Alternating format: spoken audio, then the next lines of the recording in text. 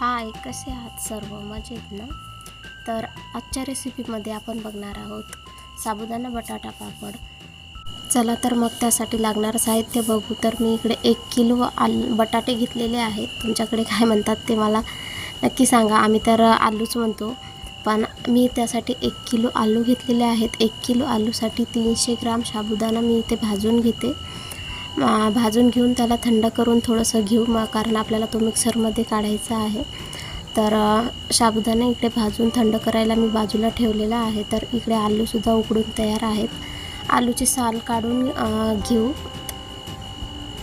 आलूचे साल काढून घेतल्याच्या नंतर जो साबुदाणा आपण गरम करून घेतला होता तो थोडासा मिक्सरला बारीक करून घेते, म्हणजे चाळायला आणि यालाही सोपं जाईल. तर तो व्हिडिओ माझ्याच्यानं स्किप झाला साबुदाणा काढण्याचा किंवा गाळण्याचा.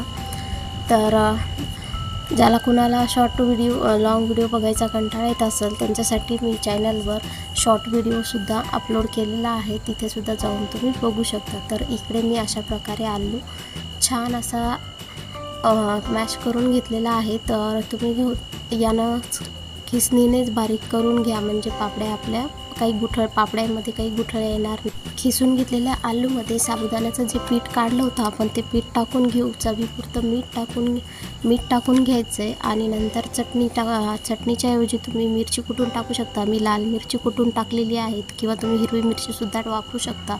तुमच्याकडे फराळाच्या याच्यात काय काय खातात ते तुम्ही याच्यात घालू शकता. कोणी जिरे, कढीपत्ता किंवा बारीक करून कोथिंबीरसुद्धा टाकली तरी चालते, जर घरी खाणार असाल तर. फराळाला तर कोणी कोथिंबीर वगैरे खात नाही, त्यामुळे. तर अशा प्रकारे याचा उंडा करून घ्यायचा आहे. उंडा जास्त टाईट नाही करायचा आहे, थोडा ढिल्ला ठेवायचा आहे, म्हणजे पापडी लाटताना प्लेन लाटल्या जाईल. माझ्याच्याने थोडा घट्ट उंडा लावला गेला होता. तर तुम्ही उंडा छान असा थोडा पातळच ठेवा. माझ्याच्याने थोडा घट्ट झाला होता. या उंड्याला आपल्याला वाफ द्यायची आहे, तर त्यासाठी मी एका पोळी डब्यामध्ये याला लावून घेते. आणि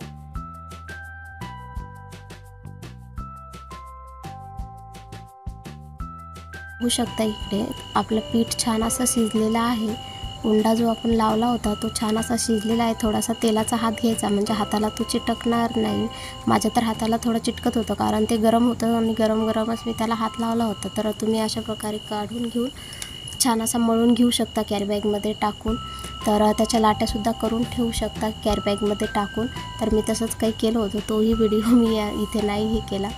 तर अशा प्रकारे प्लेटच्या साहाय्यानं आपल्याला खाली एक पॉलिथिन, तुमच्याकडे जर बटर पेपर असेल तर बटर पेपरही वापरू शकता. माझ्याकडे नव्हता, त्यामुळे मी एक कॅरीबॅग मधातून फाडून दोन त्याचे तुकडे करून एक खाली आणि एक त्याच्यावर ठेवून त्याच्यावर प्लेट दाबत आहे.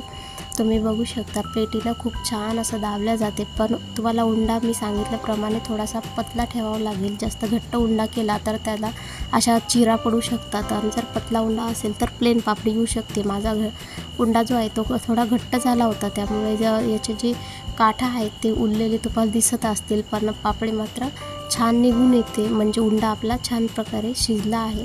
वाफ चांगली दिली गेलेली आहे. तर मी अशा करून सर्व प्रकारच्या पापड्या करून घेतलेल्या आहेत. ह्या पापड्या करायलाही सोप्या आणि वाळवायलाही सोप्या. आपण घरात बसून सावलीला बसूनसुद्धा ह्या पापड्या करू शकतो, आणि फॅनच्या हवेलासुद्धा ह्या पापड्या वाळू शकतात. तर मी छोट्या प्लेटने पुन्हा एक पापडी करून दाखवते. तर छोट्या प्लेट तुमच्याकडे जेवढी मोठी प्लेट असेल तेवढ्या मोठ्या प्लेटनं तुम्ही तेवढी मोठी पापडी बनवून घेऊ शकता. आणि कॅरीबॅगला तेल लावायला मात्र विसरू नका, नाही तर काय हे निघणार नाही. आणि पहिल्यांदा एकदाच फक्त तेल लावा, नंतर नाही लावलं तरी चालेल, नाही तर तुमच्या पापड्या खूप जास्त ऑइली होतील. तर इकडे पापड्या मी एक रात्रभर फॅनच्या हवेला घरातच ठेवल्या होत्या, आणि नंतर दुसऱ्या दिवशी त्याला छान उन्हात टाकलं होतं. तर 2 दिवस ऊन देऊन पापड्या छान अशा कडक झाल्या होत्या. तर गच्चीत नेऊन टाकल्या होत्या मी पापड्याला. तर तुम्ही बघू शकता पापड्याचा कलर किती मस्त आलेला आहे, कारण यामध्ये आपण बटाटे आणि लाल मिरची कुटून टाकलेली आहे, त्याच्यामुळे त्याचा कलर जो आहे तो थोडा पिवळा आलेला आहे. नुसतं साबुदाण्याची असली असती तर पांढरी दिसली असती, तर त्यात बटाटा टाकल्यामुळे त्याचा कलरही मस्त आला, आणि लाल मिरची टाकल्यामुळे तो दिसायलाही छान दिसायली. या ठिकाणी तुम्ही कढीपत्ता बारीक करून जर टाकला, जिरे, तर यापेक्षाही सुंदर अशी पापडी तुमची बनवू शकते. तर चला आता त्याला फ्राय करून घेऊया. त्यासाठी मी एका कढईमध्ये तेल टाकलेलं आहे. तेल छान गरम होऊ द्यायचं. कोणताही वाळवणीचा पदार्थ करत असताना किंवा तो तळत असताना तेल हे नेहमी खूप तापलेलं पाहिजे, नाहीतर पापडी एकदम कडक होती, फुगत नाही आहे. तरी माझी पापडी एवढी अशी फुगली नाही, कारण तेल व्यवस्थित तापलेलं नव्हतं. तर तुम्ही बघू शकता किती मस्त अशी पापडी आपली बनवून तयार आहे. तर वाळवणीच्या पदार्थातला हा माझा पहिलाच पदार्थ आहे. अजून मी सुरुवात केलेली नाही. इथून पुढं तुम्हाला माझी वाळवणीच्या पदार्थाचे व्हिडिओ नक्की येत जातील. तुम्हाला माझे व्हिडिओ बघायला आवडतात का ते मला कमेंट करून नक्की सांगा. हे बघा पापडी आपली किती छान अशी फुगलेली आहे.